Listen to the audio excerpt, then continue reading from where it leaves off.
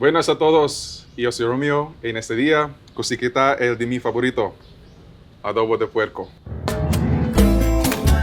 The most important ingredient in Chavacano cuisine is pork. Ay! A meal is not complete si no hay puerco. Prepara kita ajos, enibre, y pone en un cacerol de ballo o palayok junto con el palm sugar. Puede también azúcar de caballo si no hay. Hojas de laurel, el carne puerco, vinagre de tuba, tauyu, dark soy sauce, agua y cebollón. Herví por 2 horas. Chuchar gultura. Necesita, pwede pa ko nila morde, hindi paleta diriti kayo. Es el perfect para conmigo. Pwede kita comer.